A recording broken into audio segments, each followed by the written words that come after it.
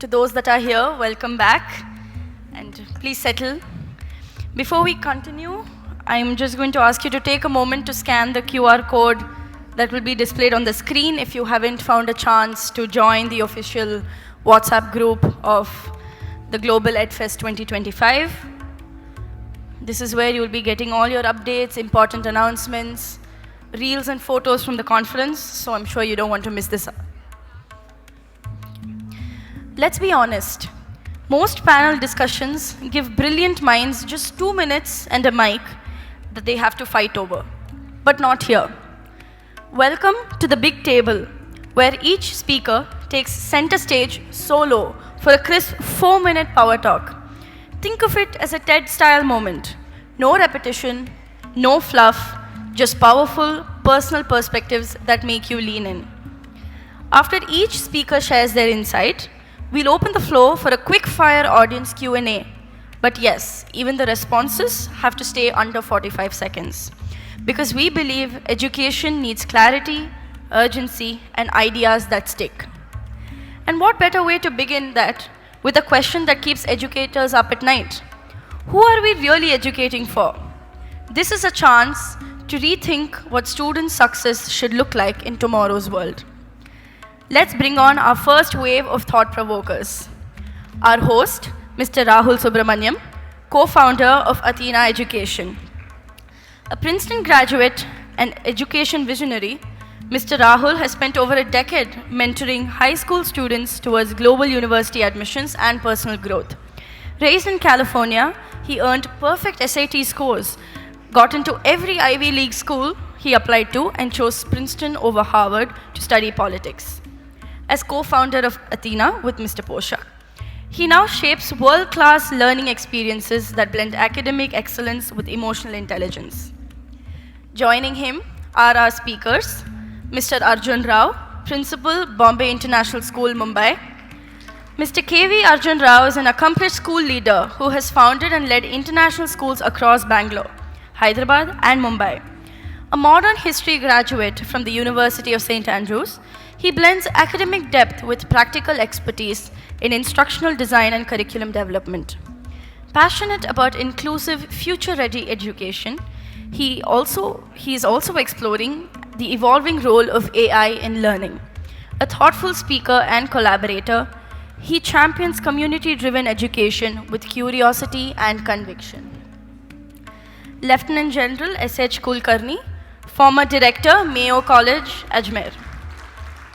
Lieutenant General Surendra Kulkarni, retired, is a decorated army veteran with 8 honors, including the Param Vishisht Seva Medal, the highest peacetime military award.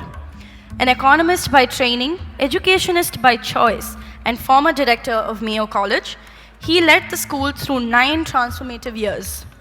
With 4 master's degrees and international academic assignments, he is a respected mentor, thinker, and ScooNews Lifetime Achievement Awardee, known for his rare blend of wit and wisdom. Ms. Manjot Dhillon, founder-director, Invictus International School, Amritsar. Ms. Manjot Dhillon is also the Punjab co-chair of Arise. She's a member of the governing body of FICCI Flow and past chairperson of Flow Amritsar. She's a member of the board of control of studies at Guru Nanak Dev University. She believes that teaching and learning have to evolve to meet the challenges of the 21st century and be the transformative power that enables students to become lifelong learners and change makers. Mr. Raj Singh Bhandal, Trustee, Vasant Valley School, New Delhi. Mr. Raj Singh Bhandal is an educational leader, entrepreneur, and impact-focused investor with 25+ years of experience across marketing, tech, and finance. As trustee at Education Today from the India Today group, he helps shape Vasant Valley School's strategy in tech adoption, infrastructure, and inclusive access. A champion of tech-enabled learning and rural outreach, he supports startup driving social and educational impact across India. Dr. Amit Jain, President and Vice Chancellor, Amity University, Jaipur, a NAAC A+ accredited institution. Professor Dr. Amit Jain, PhD and FDB from IIM Ahmedabad, is a seasoned academic leader with over 20 years of experience. He has held top roles as Pro-Vice Chancellor and Director at reputed institutions and teaches globally across Australia, Hungary, and Slovakia. He has trained leaders at Bank of Baroda, GAIL, and AU Bank, and is widely published in marketing strategy, digital marketing, and leadership development.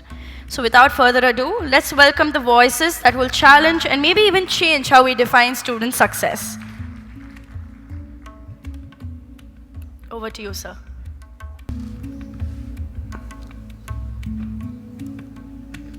Is this on?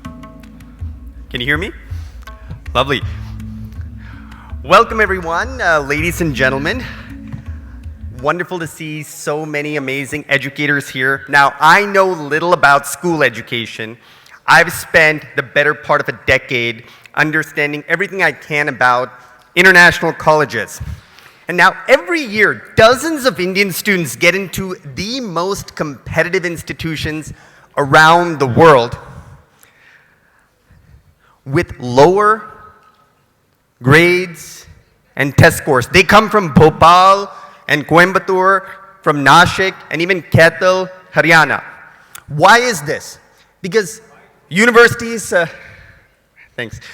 universities around the world are increasingly evaluating students holistically, not just based on numbers. Now, we used to do that in India. We valued not just academic brilliance, but the ability to take risk, to forge untrodden paths. I mean, we're in Jaipur. Many of the Rajasthanis who built this city, who built this state, this region, this nation, were not class toppers. In fact, if you look at a graph of IQ versus success along any objective parameter, you'll find that it goes up. There's a positive correlation up to a point, and then it flatlines. Beyond a point, IQ makes zero difference, with the exception of some fields like theoretical physics. But if you look at EQ and success along any objective metric, it keeps going up, and according to some studies, even exponentially. So, what does that mean for us? Perhaps to go forward to 2030, we need to take a step back to 1930. Of course, we had Amar Bose going to MIT and J.R.D. Tata going to Cambridge, but we had countless other leaders who were exploring a very different kind of education, whose legacies stay with us to this day, from Birla to Bajaj. At Athena, we're always looking to identify alternative markers for success. From my favorite, anti-fragility, the ability to get stronger after a stressful situation, to cultural rootedness, which is so correlated with life outcomes. And I'm thrilled to be here and learn from all of you from the length and breadth of India today, beginning with this panel. I'll end with a person who's inspired me. How many of you know who Dolly Jain is? Dolly Jain. Yes. So, quite a few. I have never been in a room in which most people didn't know who that was. She is a world-renowned sari draper. She's worked with everyone from Priyanka Chopra to Neeta Ambani. Now, I want to leave you with this thought. What if Dolly Jain's mother said, you need to study multivariable calculus, not sari draping? So, with that, I am very much looking forward to hearing these fine educators, beginning with Mr. Arjun Rao. Principal of Bombay International School, is an experienced education leader with a strong track record in founding and heading international schools in Bangalore, Hyderabad, and Mumbai. With a background in modern history from the University of St. Andrews, he brings deep insight into people and societies. And he was telling me that one of his teachers back in 8th grade always called him Mr. Rao. Never Arjun, never a nickname. And that stuck with him and really shaped how he interacts with students today. So over to you, Mr. Rao.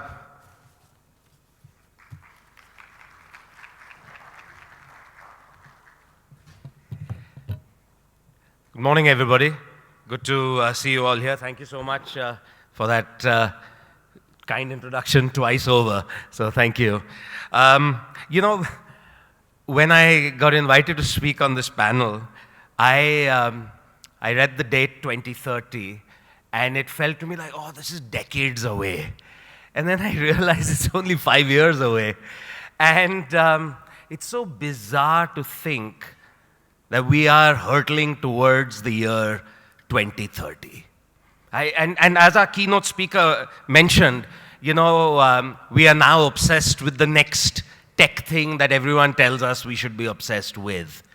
10 years ago, do you remember how much we invested while debating projectors versus smart boards in our classrooms? Yeah, everyone's nodding their heads. How much of our budgets went in that? And here we are. In fact, I have teachers who keep saying we want blackboards back. I've also been thinking about the future a lot because for the first time in my life, my own daughter is now in my school. She's 4 years old. She started this year. And of course, we went through all the things that parents complained to me about. And I was thinking about what can I do as now the principal of this child who will be the class of 2039. And I realized that the most important thing for me to be able to instill in her would be, and again, totally unmeasurable, resilience and inner strength. I have no idea how to make that happen. I have no idea how to measure for it. I have no idea whether I'll be able to gauge for it before she's 80 years old. But I think as a school principal, it is so dear and important to me to make that happen. How do we as parents and educators stop being obsessed with every minute of our children's days? How do we begin to start letting them be bored, be accountable for their own time, be responsible for what they're doing, and not constantly pick up the pieces after them?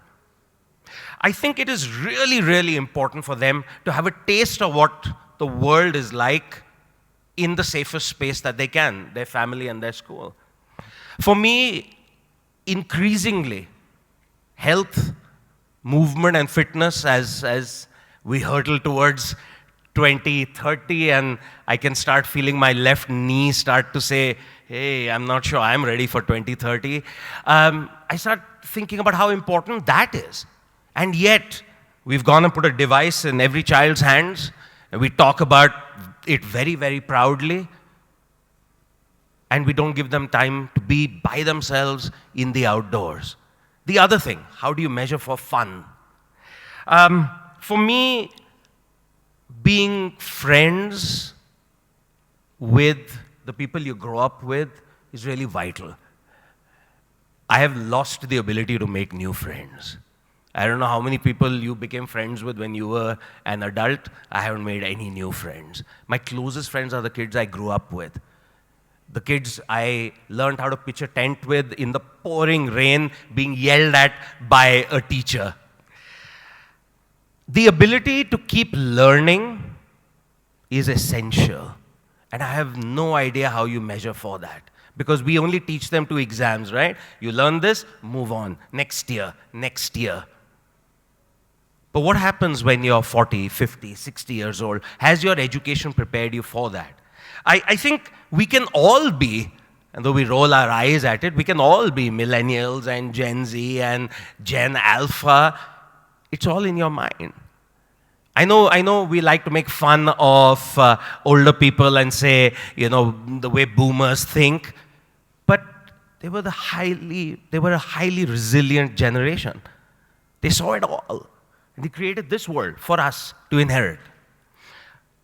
Finally, increasingly, I'm deeply concerned about us thinking about me, and not about us. How do you measure for a child who thinks about a world greater than themselves? Thank you very much.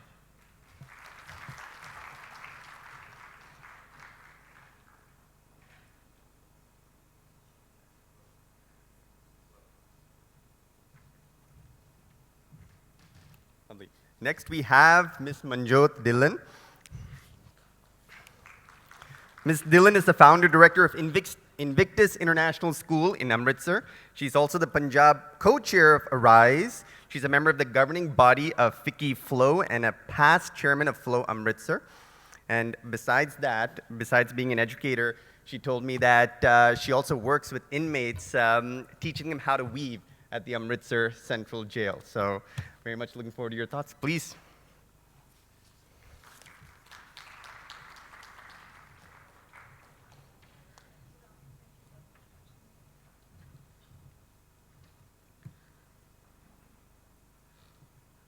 Good morning, everyone.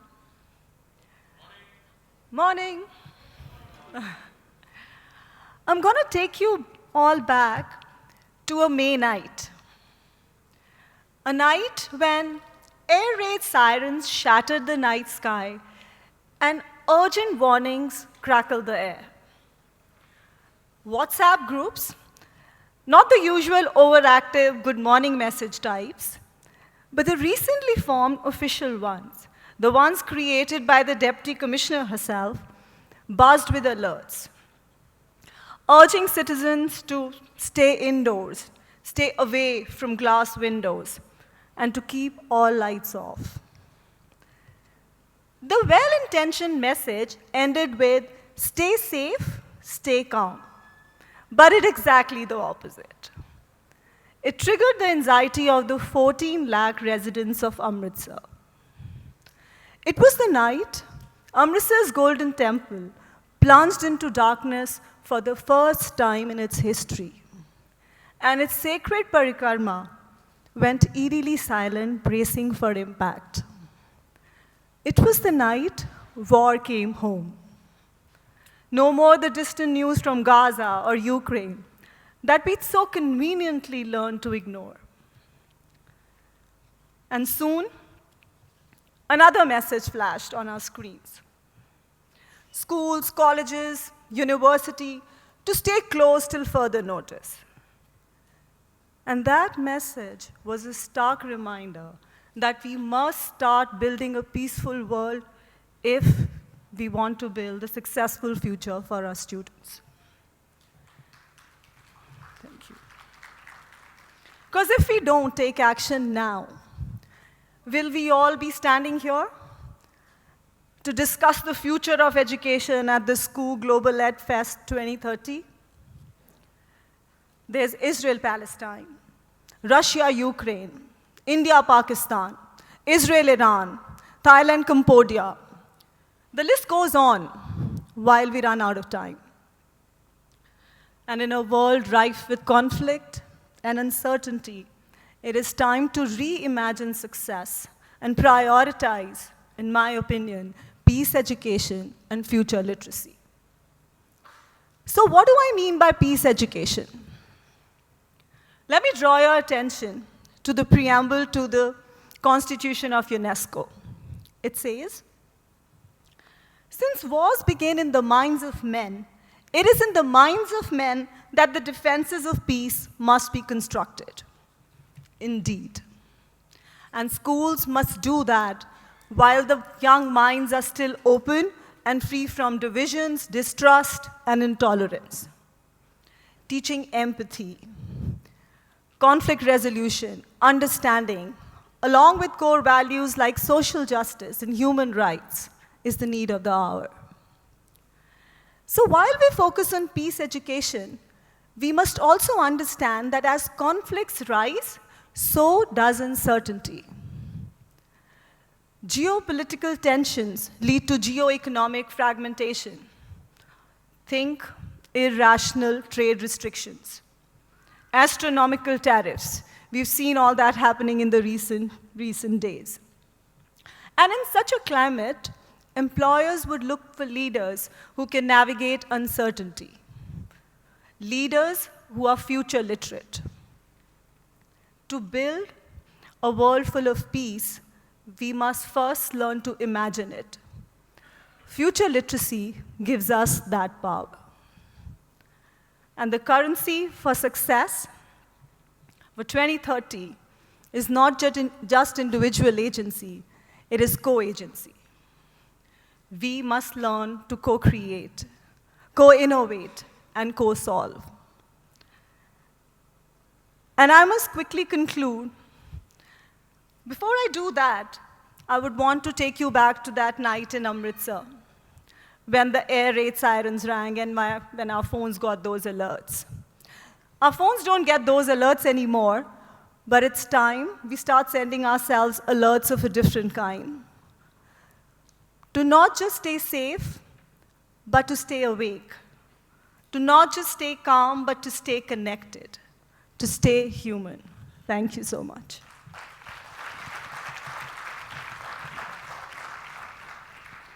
Lovely.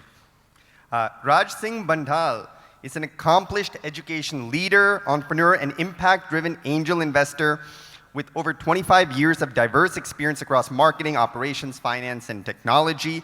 As a trustee of Education Today, the India Today Group, he works closely with Vasant Valley School, driving strategy for infrastructure, technology adoption, and community engagement to expand equitable access to high-quality K-12 education. He is passionate about using technology-enabled models to bridge learning gaps at scale. A dedicated startup investor and mentor, he supports ventures generating social and educational impact. He also loves traveling around the world and biking through the mountains. Thank you so much.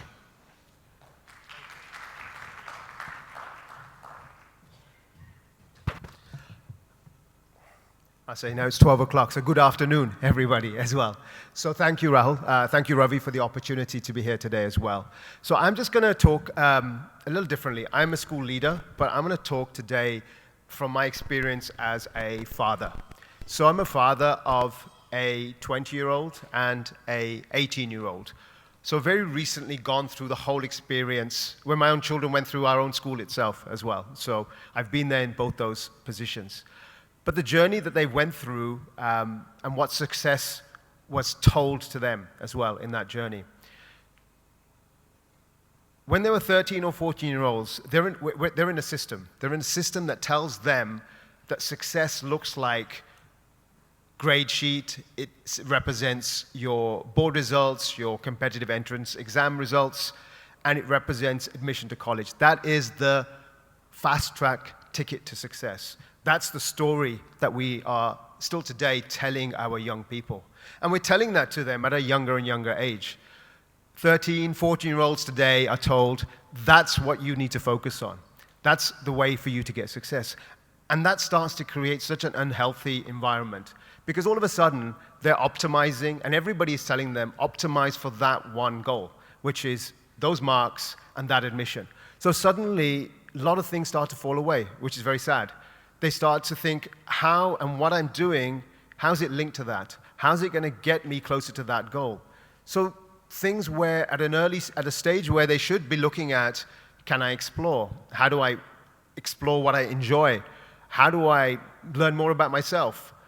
It's all linked to how's this going to help me at that end result.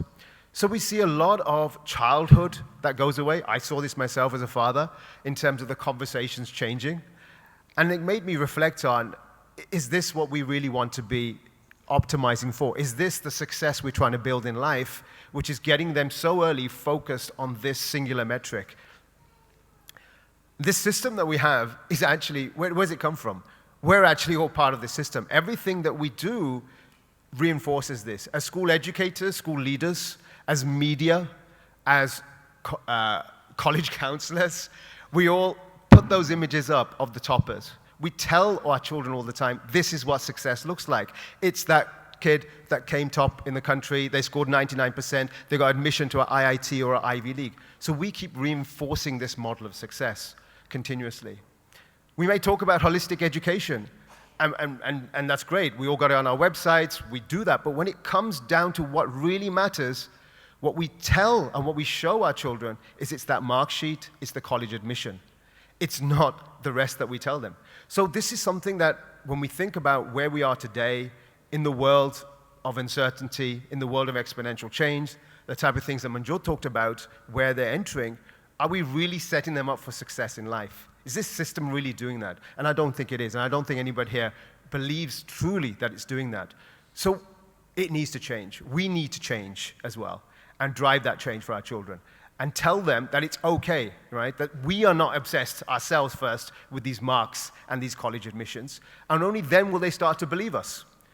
So we can focus, well, not on just telling them, but actually making them see that things like empathy, ethics, resilience, adaptability, all of these things are going to be the foundations for their success, and we make them important for them and make them see they are important as well. So I'd say that's really what I wanted to say today as well, that we need to shift our focus. If we want our children to succeed in life, we need to make sure that they're properly equipped and they know the importance of really looking at what are the skills that they need to be able to navigate the uncertain world, find their place in it, which is make a meaningful contribution, and ultimately find fulfillment in their life.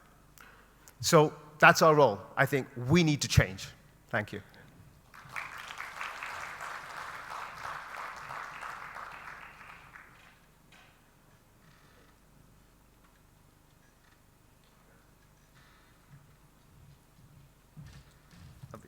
Thank you so much. Now we have Mr. Amit, Dr. Amit Jain, the President and Vice Chancellor of Amity University, Rajasthan. With a PhD and an FDP from IIM Ahmedabad, he brings over 2 decades of academic leadership and industry interface. He has served as the Pro-Vice Chancellor and Director at several reputed institutions and is a visiting professor at universities in Australia, Hungary, and Slovakia. Professor Jain has conducted executive training for leading organizations, including the Bank of Baroda, GAIL, Lakshmi Cement, and AU Bank. With numerous national and international publications, he is actively involved in research, consultancy, and editorial work. And like Mr. Bhandal, he's an avid cycler. Welcome, Dr. Jain.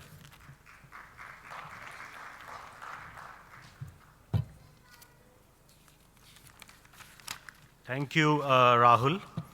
One of the biggest punishment that can be given to a professor and a politician. Any guesses? Give them wonderful audience, make them stand in front of the mic, and ask them to speak only for 4 minutes. With all humility, I'll accept this punishment from Ravi and Rahul, my esteemed panel members. The theme for this discussion is who are we really educating for?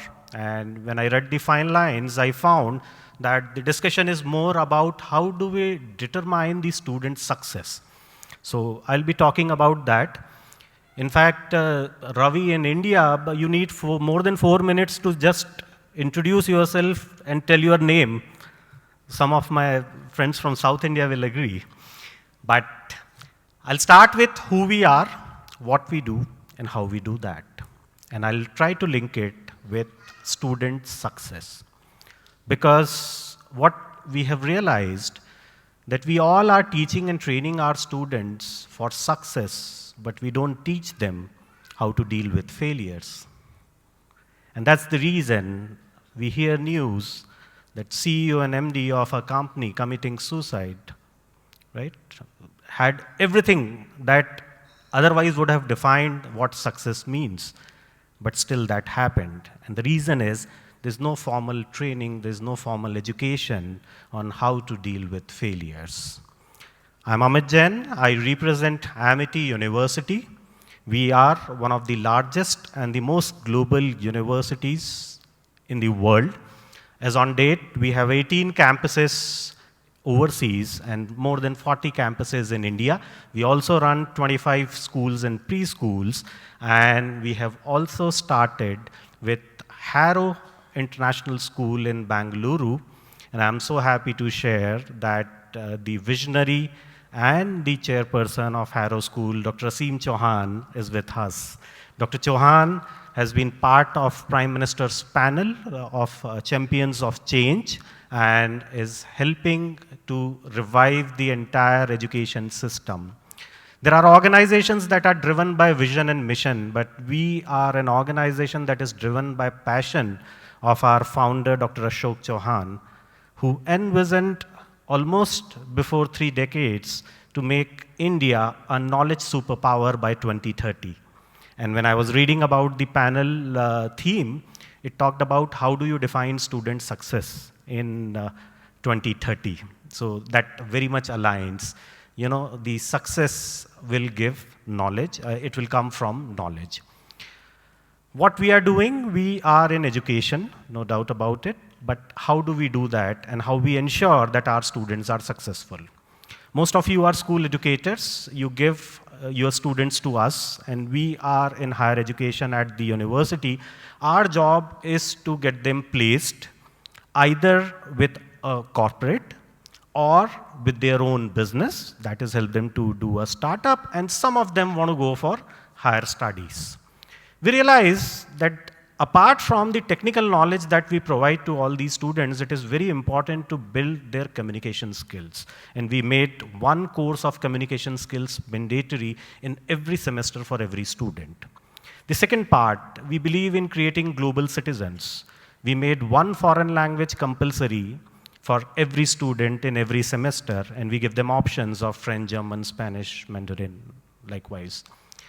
We believe that apart from technical knowledge, it is very important for a student to have good behavioral skill. Aptitude matters, but attitude matters more.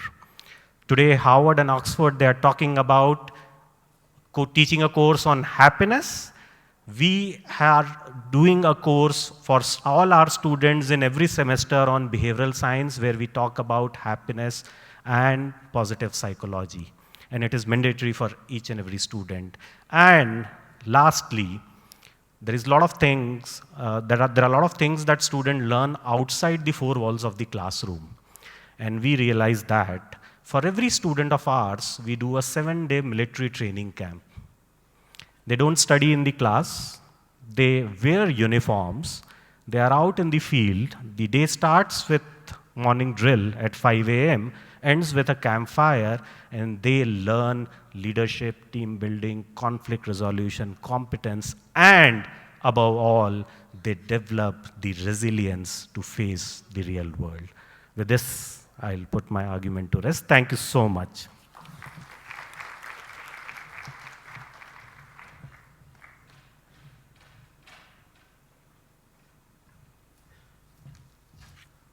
Wonderful. And finally, we have Lieutenant General Kulkarni, retired, who has commanded vast armies through battle. After that, he moved on to an even more challenging role, managing teenagers in a classroom at Mayo College. So, and in addition, he holds 4 master's degrees, including an MPhil, and has represented India abroad thrice on academic assignments. Very much looking forward to your thoughts, General Kulkarni.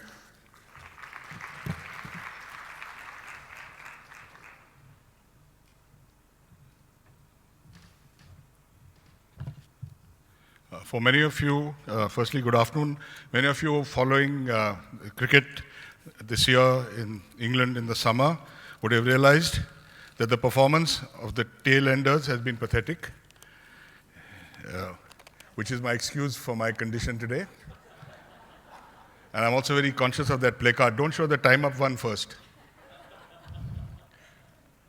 Many of my predecessors on this panel have spoken about many facets, but I'll get to one core question, which is a corollary to the issue at hand, that who are we educating for?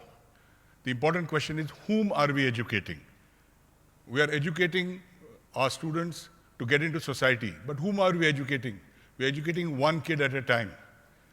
And therefore, and their assessments and evaluation is also done one kid at a time.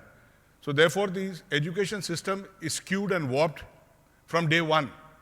And then you want this to be self-corrected. But I'll quickly get on to 5 pillars on which educational understanding rests, not schooling, and which results in success. One, of course, is knowledge to begin with. And if I can use an acronym, because I remembered this after meeting my good friend Sachin Watts last night. WATS is the acronym. V for values, A for attributes, T for traits, and S for skills. Not necessarily in that order. But out of these 5 things, schools teach you 3. They teach you knowledge, they teach you skills, and they teach you values. But nowhere they teach you attributes and traits. So I'm going to take a minute to explain what I mean by that. So in attitude, you need to have self-assurance. You need to have positivity. You need to see challenges, not problems. And you got to learn to move beyond excellence. Good is not good enough in this world. And when traits are concerned, you need to have high self-esteem. You need to have a sense of trustworthiness. Oh, I got time. You got to have trustworthiness, right? You need to have a relaxed demeanor, even if you are being hounded by the timekeeper. You need to be accessible, right? You cannot be in an ivory tower. And utmost important, and I hope I have practiced this genuinely in my life, you need to have a sense of self-deprecating humor. Humor at other people's cost is vicious and nasty, but self-deprecating humor is always a winner anywhere and anytime. So if attitudes and traits are not taught to students outside of the curriculum in schools, then they will have problems. They are not going to meet with any success in life. So my request to all of you is, please focus on these other things. And it's not only about teaching one kid, you've got to prepare them to work in society. So the philosophy should be, it's not just me, it is me and we. And if you get these things right, as you saw in the last test in Manchester, we didn't reach the tail, but the two guys, after the top order got knocked out, stuck out for more than a day and saved the day for India, transforming what was literally an impending defeat into near victory, but almost gave a sense of victory. So my belief is that if you can get your children to grow in a manner that they can look at failure, face it, and then transform it into a sense of achievement and victory, then I think we are educating students for not only 2030, but even for 3030. Thank you very much.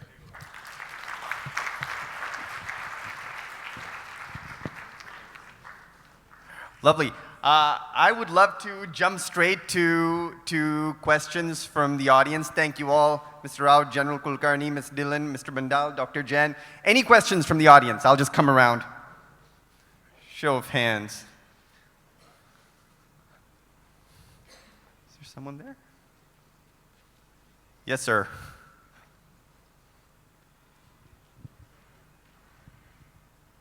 Well, since nobody raised hands and everybody's scared of teachers, I thought I'll do it first. My question is going to be biased, so I'll admit it right at the start. My name is Jonathan Rego. I represent City Football Group in India.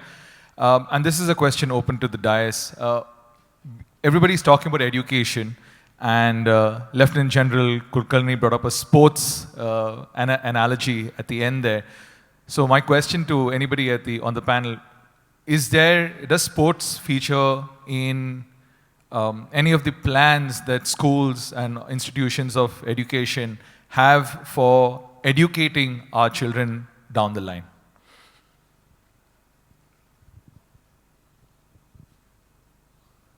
Hello. Hi. Actually, I love that you asked that question. Literally, just 2 days ago, we were having this conversation in school. I was sat with parents of the youngest children in our school who are 5, 6 years old. And this point came up when we had other parents at the other end. And we were talking about the value of sports, the importance of sports today. And as a school, and so I passionately believe this, and the conversation is that sports are underrated. Games are underrated in our time as well. For too long, as kids get in, especially into their teenage years, it gets pushed out, it gets deprioritized, it's a distraction. So it's the first thing that gets knocked out when they're focused on their academics, their results, and where they need to get to as well. And I think that's super sad. They lose so much out.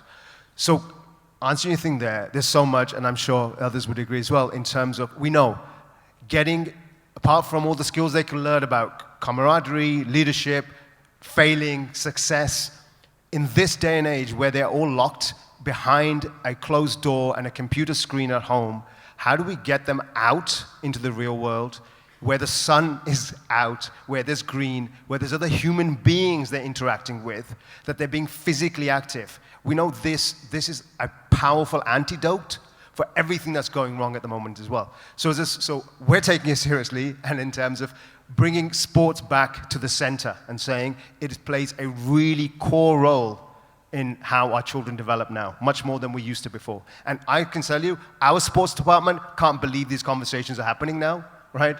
That suddenly they're being told they're important as well. In fact, I'll share that Harrow, Bangalore, we offer 20 different sports. And all Amity campuses are generally around 100-acre plus with wonderful sports facility, and sports is an important component of their entire learning activity throughout the day. Thank you so much.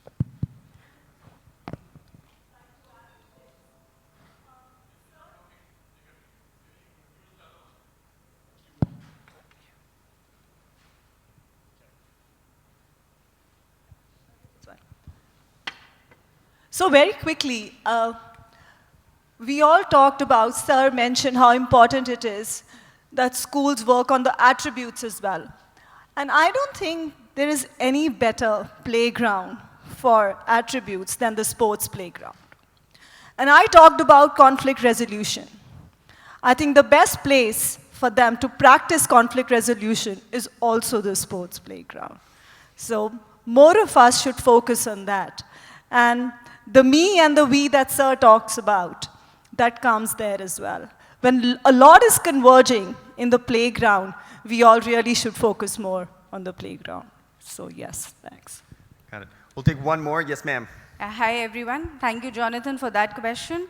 I would like to take a personal note, and I wanted to say that two panelists here mentioned themselves as parents, and thereby they were talking about education. So my question to all of the panelists is that when you see your child in the school, vis-a-vis when we see other parents, so do we think that the expectation of the parents is something that we need to look into? Or are children good enough, and children have the resilience, children have everything that makes them or should make them a good citizen? My question is, do we need to teach parents? Because is it the parent who are expecting too much? So that's a personal note where I want to ask this question too, that how from an educator and a parent the perspective changes in a school. Thank you. Should I do this? So my school, when it was founded in 1962, was founded by parents. So for this job, I was interviewed by parents of the school, which is a very novel experience. And now I am a parent of that school. I believe that we all are in a community of learners, and we have to be. It is only when all people involved in that child's life come together to be able to understand this child and create opportunities for them to learn, can we begin that child's journey towards discovering who they are. I think it is impossible to help that child find even the slightest of success or discovery about themselves if we're focused on, as Raj mentioned, everything but what that child really needs. I've always believed that the merit of and value of a person's education can only be gauged on their deathbed. What were all the things that you've learned? What are the things we don't teach in schools? I became a father 4 years ago. I did not know how to change a diaper. And I was woefully inadequate. I just didn't know what to do. And nobody teaches you how to manage a relationship. Nobody teaches you how to manage money. And yet, we feel so proud of our children when they graduate and leave. And I think it's really, really important if we can come together, community. And my school, it's working. I mean, it's not like we don't fight, but we figure it out together. And that's the only way. I'll just quickly add to that. I mean, when I was growing up, so few Indian parents allowed their kids to work during the summer. And I think there can be almost no better training for life than making espressos at a Starbucks. And I think a lot of us here, myself included, would see that as, oh, that's not academic. but the life skills, whether it's financial literacy, whether it's showing up at 8 a.m. in the morning and leaving at 6 p.m., responsibility, maintaining your emotions, regardless of what the customer is saying, so many of those correlate with success. And I really believe that that change starts with all of us here. So thank you so much, panel, for all of these insights. I think this is the beginning. I'm seeing so many changes and so many different discussions across the country and the world, and really, really appreciate your leadership in this. Thank you so much.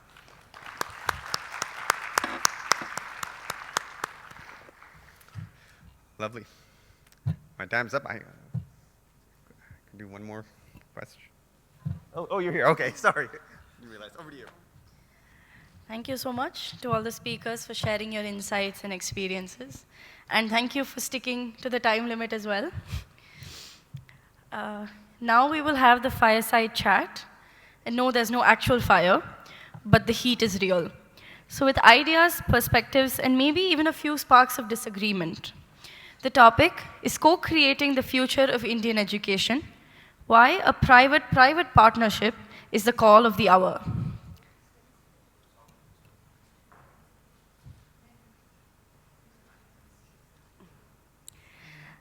Mr. Ravi Santlani, our CEO and founder, be felicitating the speakers.